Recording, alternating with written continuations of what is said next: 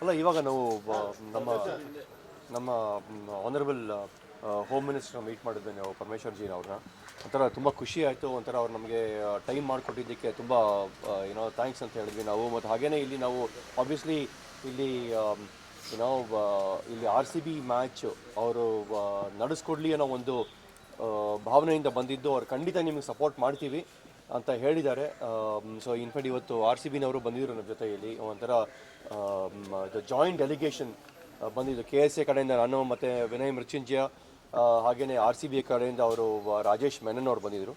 So ಹಾಗಾಗಿ ಒಂದು ಒಳ್ಳೆ ಡಿಸ್ಕಷನ್ ಆಯಿತು. ಸದ್ಯಕ್ಕೆ 12ನೇ ತಾರೀಕು ಅವ್ರು ಹೇಳ್ದಂಗೆ ನಮ್ಮ ಇವರು ಹೋಮ್ ಮಿನಿಸ್ಟರ್ ಅವ್ರು ಹೇಳ್ದಂಗೆ ಒಂದು ಕಮಿಟಿ ಏನು ಫಾರ್ಮ್ ಮಾಡಿದ್ರು ಅವ್ರ ಜೊತೆ ಒಂದು ಮೀಟಿಂಗ್ನ ನಡೆಸಿ ನಾವು ಆದಷ್ಟು ಬೇಗ ನಾವು ಒಂದು ಡೆಸಿಷನ್ಗೆ ಬಂದು ಅದನ್ನು ನಾವು BCCಗೆ ತಿಳಿಸಿ, ಅದಕ್ಕಂದರೆ ನಾವು ವೆನ್ಯೂಗಳು ಮಾಡಬೇಕಾಗತ್ತಲ್ಲ, ವೆನ್ಯೂನ ಅನೌನ್ಸ್ ಮಾಡಬೇಕಾಗತ್ತೆ.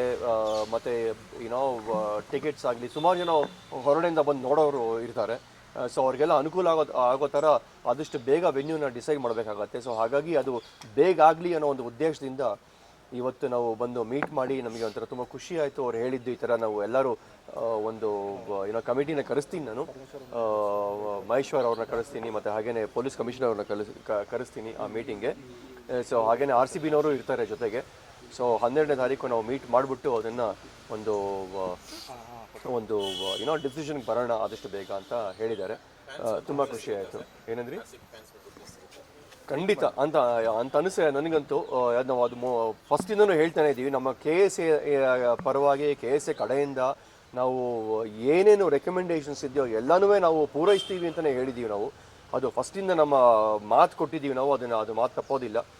ಸೊ ಇವತ್ತು ನಮಗೆ ಈ ಒಂದು ಜಾಯಿಂಟ್ ಡೆಲಿಗೇಷನ್ ಥರ ನಮ್ಮ RCB ಅವ್ರನ್ನೂ ಕರ್ಕೊಂಬಂದು ನಮಗೆ ನಮ್ಮ ಹೋಮ್ ಮಿನಿಸ್ಟರ್ ಅವರು ಟೈಮ್ ಮಾಡಿಕೊಟ್ರಲ್ವ, ಅದೇ ನಮಗೆ ತುಂಬ ಖುಷಿ ಆಯಿತು. ಅವರು ಬಂದು ಇಲ್ಲಿ ಮಾತಾಡೋದ್ರಿಂದ ಸ್ವಲ್ಪ ಇನ್ನೂ ಕ್ಲಾರಿಟಿ ಬರ್ತಾ ಇದೆ ನಮಗೆ ಇದನ್ನು ಡಿಸಿಷನ್ ಮಾಡೋದಕ್ಕೆ.